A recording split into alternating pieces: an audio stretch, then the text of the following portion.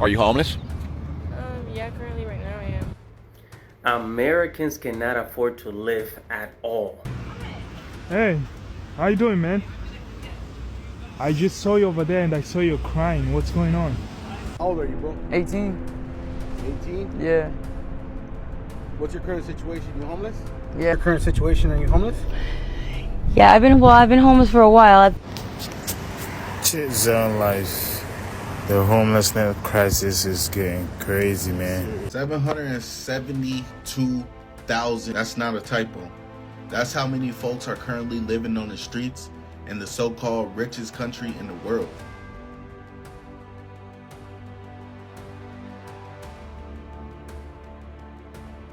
Imagine waking up one day and realizing your rent has increased more than your entire salary. At this point, even your landlord's Wi-Fi password costs extra. And you look at your grocery bill thinking, did I accidentally buy the whole supermarket? Nope, just eggs, and maybe a tomato. Maybe, welcome to modern life, where a bag of groceries costs more than your electricity bill, and your electricity bill costs more than your sanity. Now here's the crazy part. Millions of people, hardworking, normal, everyday people, are being pushed onto the streets. Not because they made bad decisions, not because they don't want to work, but because the cost of existing has turned into a luxury. Homelessness today isn't caused by addiction, laziness, or bad habits. It's caused by rent that normal people can't pay, groceries nobody can afford, and wages that refuse to rise like everything else does. So in this video, we're breaking down the real reason millions are becoming homeless. And trust me, once you see the numbers and the reality, you'll understand why people are saying surviving in 2025 is basically a premium subscription. Stay with me because what's happening right now affects everyone, and if you think homelessness can't touch you, you're one rent hike away. Americans cannot afford to live at all, okay? I just had a conversation with some coworkers, and they told me that some of their family members are actually living in their cars, right? They're living in cars to save money, right? They shower at the gym and they just sleep in their cars to save money and all that stuff because the rent is way too high. It's like nobody can afford to live. The only people that can afford to live, that can afford food and rent, comfortably is you got to be making like near $1 million, at least half a million, because even people that are six-figure earners, depending on where you live, they are struggling like crazy. But check this out, these are Americans living in their cars, yo. Making brekkie in a grocery store parking lot.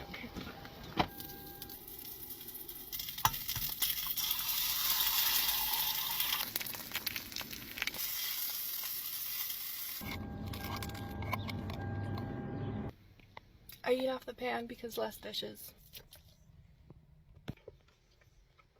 Somewhere. Day 37 of living in our car. We've been living in our car for 37 days.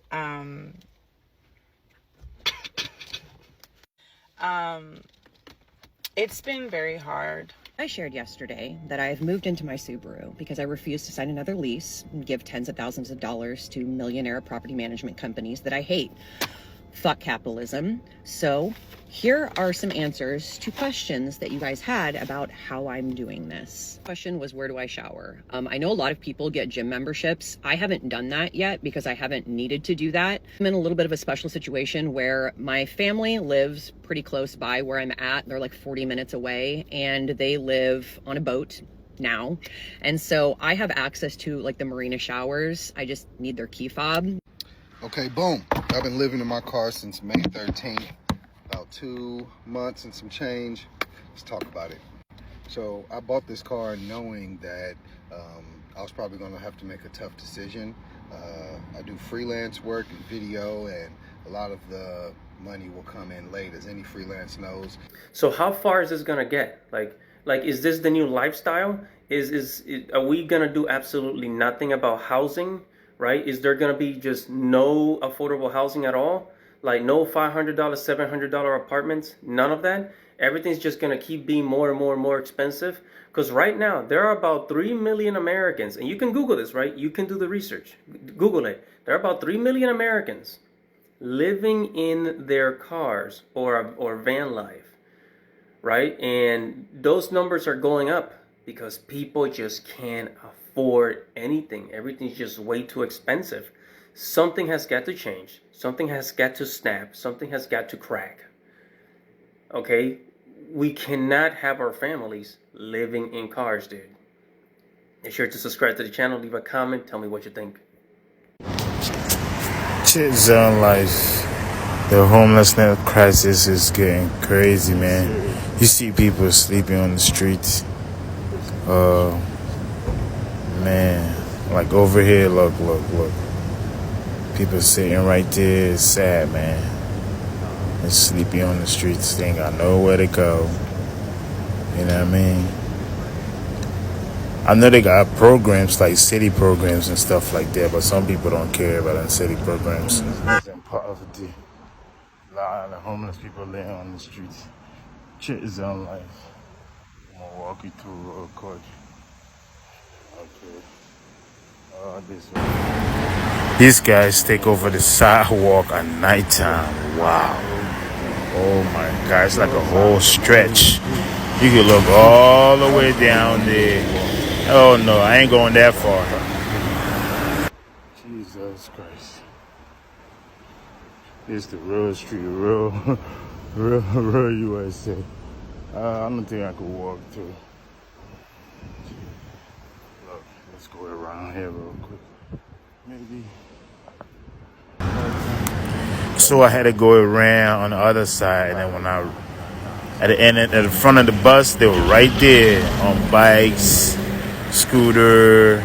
Some were sitting on the sidewalk, sitting on the floor. They had tents. Shit zone life, like, share for 772,000. That's not a typo.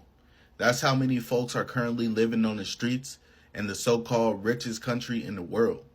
And y'all want us to believe this is just the system working? Nah, the system is broken, and broke again. Let's break it down. Homelessness just hit a record high in the U.S. That's an 18% spike from last year alone. And family homelessness up 39%. Families, not just individuals. Moms, dads, kids sleeping in cars, on benches, under bridges. What's causing it? Sky-high rent, stagnant wages. Then you got post-COVID economic chokeholds. And a government that got no problem spending billions overseas, but freezes up when it's time to house its own people. And don't get it twisted. This ain't just a bad economy issue. This is a policy failure. No cap. There are more empty homes in America than homeless people. Let that sink in. But instead of tackling housing reform or raising the minimum wage, we're watching politicians bicker like it's a Twitter beef while folks are freezing in tents. This ain't the American dream. This is an American eviction notice. And the wildest part, the media will run this headline and keep it pushing. No national emergency, no federal task force, just another day in the land of get yours or die trying. We need rent control, mental health support, jobs that pay a livable wage, and leaders who actually give a damn. Because homelessness isn't a crime, but letting this continue should be. Follow your boy Crypto Black. See you next time. Let's be honest, life used to be expensive. Now it's offensively expensive. Rent isn't just rising, it's sprinting. In many cities, the price of a basic one-bedroom apartment has doubled while wages have barely moved. People are working full-time, sometimes even 2 jobs, and still can't afford a roof over their head. Imagine working 40+ hours a week and still having to choose between rent and food. That's not a bad choice. That's an economic trap. Groceries, you walk into the store with $50 like, I got this. You walk out with just bread, and maybe a banana if you caught a sale. Utilities, electricity bills look like they're trying to compete with rent. Even water bills are acting like luxury items. Now, all these small hits add up, and they hit the same people the hardest: normal working families, single parents, young workers, retirees, and anyone living paycheck to paycheck. When the cost of living rises faster than income, it does something dangerous. It pushes people to the edge. And once you're at the edge, one emergency, one medical bill, One rent increase, one missed paycheck can knock you into homelessness and the brutal truth. Millions are all. So a lot of people are choosing the option of living in their cars simply because they cannot afford to pay rent. In North Carolina, the rent prices are pretty high, but they're not as high as some places that I have seen. People paying $3,000, $4,000, $5,000 for a one bedroom? Where do they do that at, friend? Because who in their right mind can afford that when wages just have not increased? So a lot of people are taking their cars, they're turning them into, their own little home. They're taking RVs, they're taking vans, and they're camping that way. Now, if you have a full-time job, I can see how you can save a significant amount of money by doing this. Now, of course, if you're not working, it would be a lot harder, but what the person needs is food, water, shelter, and protection. Your home, that becomes your car. Food, you can go to food banks. You may have a little bit of money coming in here and there. You use that for food. Water is free. Protection, whatever you have. So I can see why people do it, but I think that everybody should have a home to live in that's not their car.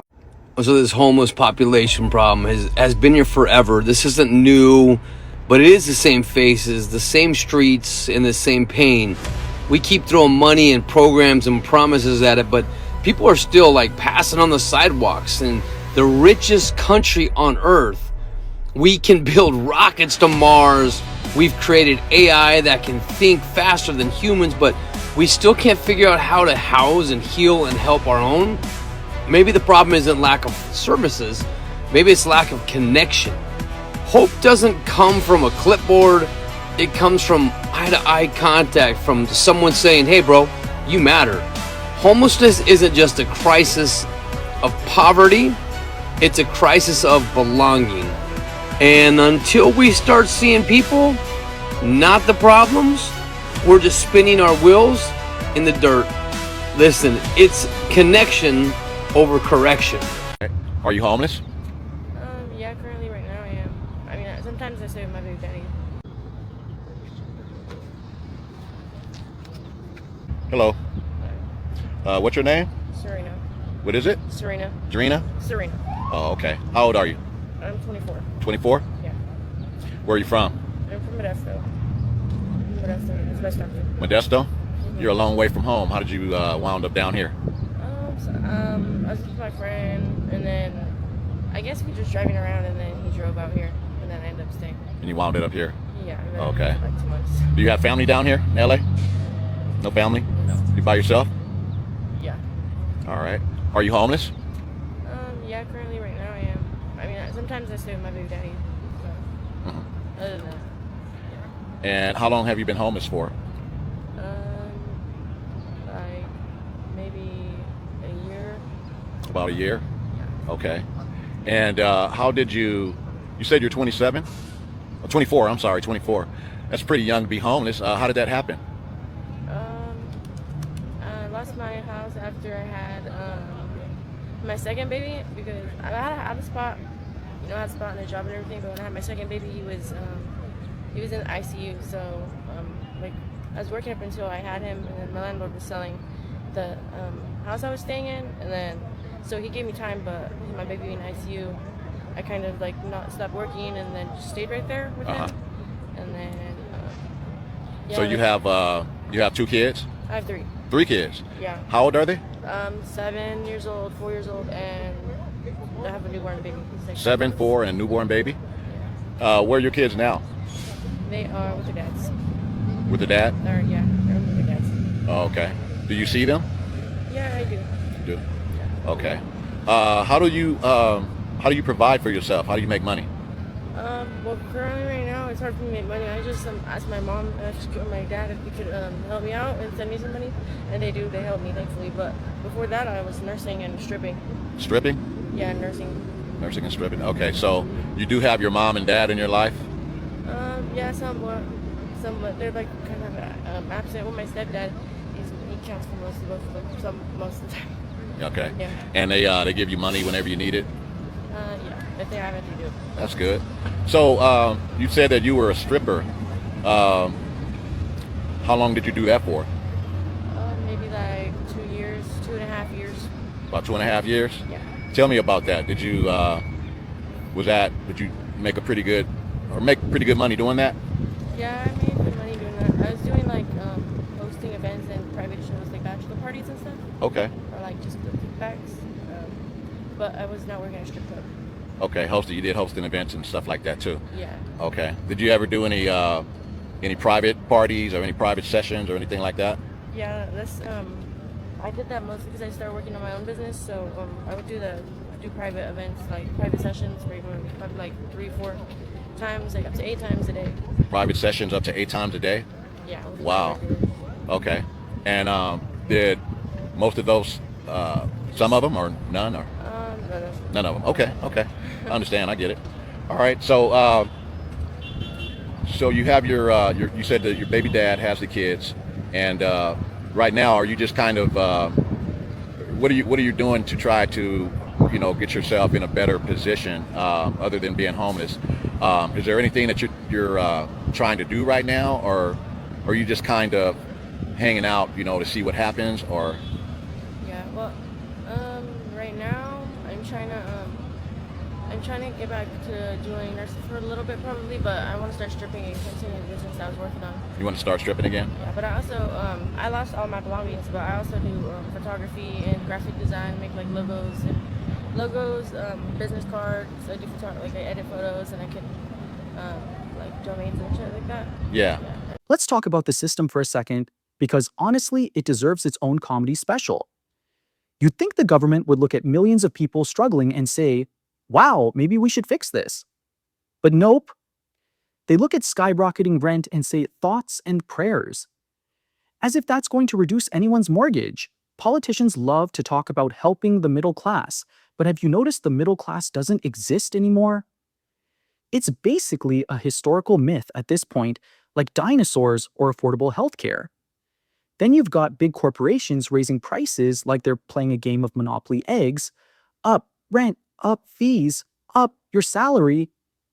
Still socially distancing. Governments give fancy speeches about economic growth, but here's the plot twist. The only things growing are prices, problems, and stress levels. They'll tell you inflation is cooling down, but go try buying groceries and tell me what exactly is cooling. The only thing cooling is your bank account rental laws. Let's not even start. Landlords can raise rent like they're adjusting the volume on their TV. Click plus $300. Click plus $450. Click you're homeless now. And guess what the system says? Well, if you can't afford it, just move somewhere cheaper. Like what? The ocean? The truth is simple. People aren't becoming homeless because they're irresponsible. People are becoming homeless because the entire system has turned basic survival into a luxury subscription. And the government, they're basically the customer service department of a broken economy. Thank you for your complaint. Unfortunately, we're doing nothing about it. Hey, how you doing, man?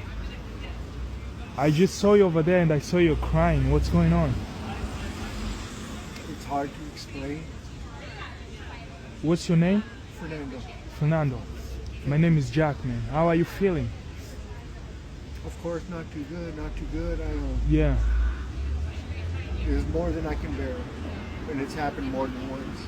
Okay. And it's leaving a mark within my life. This is more than I can bear as one person. If I have a friend, if I have a lady friend, if I have any type of friend that would console me, that would agree with me, that would support me. Yeah. So what's the best way to help you? The best way? Yeah. I wouldn't know how to answer that right now. I'll be careful not to display it so much in public. Yeah. I'm not homeless. I mean, excuse me, I'm homeless, so I really don't have a certain spot where to go to. Okay. So it's pretty difficult. It's pretty difficult. It's very difficult. Man, do you believe in Jesus? I do. Right How now, can you describe your relationship with Jesus? In 2008, I came to know the Lord, and I was baptized in 2008. Ever since then, from 2013, a lot of work. I don't want to say I love the Lord because it sounds too cliche. Yeah. But yes, I learned, and it changed my heart. I know how it is to be in prayer. and feel. And you believe the power of prayer? Yes. Yes, man. So I'll be praying for you, and I hope Jesus is gonna open more doors for you. He will always be with you, no matter what. So do not ever feel hopeless. Just know that the Lord Jesus is with you every day. I believe. Yeah. So I'm praying for you, brother, and I believe the Lord Jesus Christ will guide you, will protect you. So what I just ask you is to surrender your life to Jesus, and let Jesus Christ be at the center of your peace, be at the center of your sadness, be at the center of your joy, be at the center in every aspect of your life. That way He can lead you to the right way, and His name may be glorified through you. So do not give up on God. Yeah, and you're such a good man. So I wish you the best, brother, and I'm praying for you, and don't feel hopeless, man. God loves you. Yeah, man, God loves you, brother. All right, man. Nice meeting you. Likewise. All right, brother. Keep that smile, bro. It looks good on you, man. Yes, sir. How old are you, bro? 18. 18? Yeah. What's your current situation? You homeless? Yeah, I've been on the streets for like a year and a half, too. I don't know, my mom and me don't really get along, so it's just like, I'd rather not try to live at the house, because that's just gonna end up me and her arguing, and it's all bad. Like, my dad loves me to death, but I don't want to argue with my mom. And like, I started doing, my life's been going downhill ever since, but I'm working on it. So you've been on the street since you were 16? Yeah. That's bad, bro. I know. What do you do out here to survive? I mean, sometimes I steal some food or something from the store, or panhandle, or like, just stay safe, really. Stay out of trouble. Is it dangerous out here? Oh yeah, for sure. It's not too dangerous if you act right. Like, you gotta act right in the streets. You can't act stupid or you'll get off. You have homies that you hang around with out here? Or? Yeah. I got a good crew with me. We chill like most of the time. We're always together, so I mean, some of them are grimy though. Like, some of them are thieves. I don't like it. Yeah. I seen you laying down on that mattress. Is that where you sleep? Sometimes, or I go and stay at my homie's house. You have homies where you can stay at? Yeah, like 2 or 3. But I can't go all the time, but yeah. If I need a place to stay for the night, they'll let me stay. Because it was cold as last night. When's the last time you talked to your parents? Like 4 or 5 days ago. I miss my dad, low-key. You have a good relationship with them? Yeah. How was your childhood growing up? Oh, it was good until I hit like 14, 15. And I started hanging out with the fucking bad crew. And I dropped them. I was like, fuck that. They're just gonna get me in trouble. Was it in school? Or where did you I met one of them in school, and then I met the other ones on the streets. So they were cool, but they stole from me and everything else. Like, they robbed me for all my shit one time when I was asleep. So it was like, fuck. So you talked to your dad 3 days ago, you said? 3 or 4. What did he tell you? He told me to stay safe, son, I love you. Did he try to get you to come back home? Yeah. But the arguing and shit's just, it's all bad. I don't like arguing with my mom. It's fucking... So you bump heads with your mom? Like, my mom and me, like, she gets physical with me. I don't get physical with her, of course, it's my mom, but she gets physical with me and shit, throws shit at me, hits me, and I don't like that. Yeah. It's all, like, it's just, she's mean. Is that just because you don't follow rules, or what she's just MSI, or mentally, SMI. Seriously mentally, she has bipolar, bad. Okay. So she switches like that. Has that been going on like all your life, or just yeah, recently started? like when I hit like 10 or 12, it was the worst, but it's even worse now, like, because she's doing stupid shit. What's your name? Leah. How old are you, Leah? 31. Are you originally from Arizona? Yes. What are you doing out here in the streets? Are you homeless? I have a home. Do you think I can have the money? Yeah, you have a home. But you just choose to walk around out here? I go back at night times and I come out during the daytime. Okay. Like around what? I go home and sleep at night and I have to come out during the day. I'm not allowed at home during the daytime. My parents send me out in the day. You alright? What are you doing? Just doing Where's Joanna? Interview. Joanna? She's hanging out. She's around here somewhere. Take care of her, alright? Okay. You understand? I love Joanna. Joanna. Joanna. What's the letter? What's up? How you doing? Give me your hand. Who's that guy? I don't know. That guy's weird. It's dangerous out here. You can't be out here. You have all kinds of weirdos coming out here, man. I'm adult. I'm 31 years old. 31. So you could take care of yourself? Yeah. But then you have guys like this. You know, I'm intellectual, like inclined, like I'm genetically inclined. Did you grow up here in Phoenix?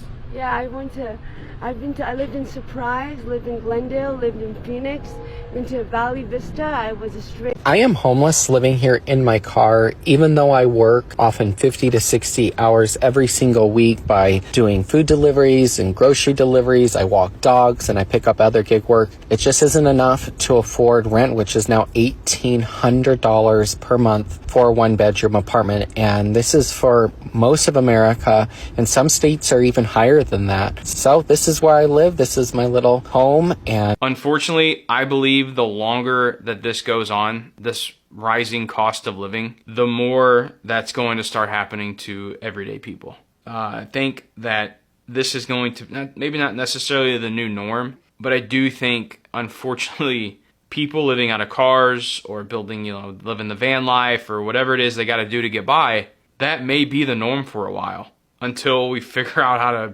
get this cost of living under control, because it really is nuts right now. I mean, me going, my wife shopping for groceries or taking the kids just like out to eat, or if we get run through McDonald's or something real quick. I mean, even McDonald's has gotten out of hand. I mean, sometimes I go get, we'll get like a burger somewhere. It's $20 for one meal per person. That's wild. And I really think a lot more people are probably going to have to, unfortunately, go to this lifestyle until times get better, which who the hell knows when that's going to happen. You'd think after pushing millions onto the edge, the system would finally chill out. But no, as it's just getting warmed up. Rents are still rising like they're training for the Olympics. Landlords see a tiny bit of demand and suddenly think they're running luxury resorts. An apartment with broken blinds, a weird smell, and a door that doesn't close properly. Ah, yes, that'll be $2,300 a month, non-negotiable. Wages. They're crawling behind like, wait, hold on, but I'm trying. But they never actually catch up. It's like watching a turtle chase a Ferrari. Groceries are turning into collectibles. Buying strawberries now feels like buying a stock. And if groceries keep going up at this rate, people might start putting bread behind glass, like museum items. But here's the real danger. Most people today are living at one surprise expense away from losing everything. One medical bill, one emergency car repair, one rent increase, one job loss, and boom! It's your $1 storage perduan hours at the members. You're not budgeting anymore. You're Googling how to sleep in your car without getting a stiff neck. Meanwhile, housing construction isn't keeping up. Zoning laws move at the speed of a snail with a back injury, and every solution the government proposes sounds like it was written during a lunch break.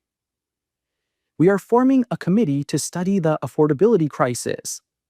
Translation: we're going to talk about the problem for 18 months and then do absolutely nothing.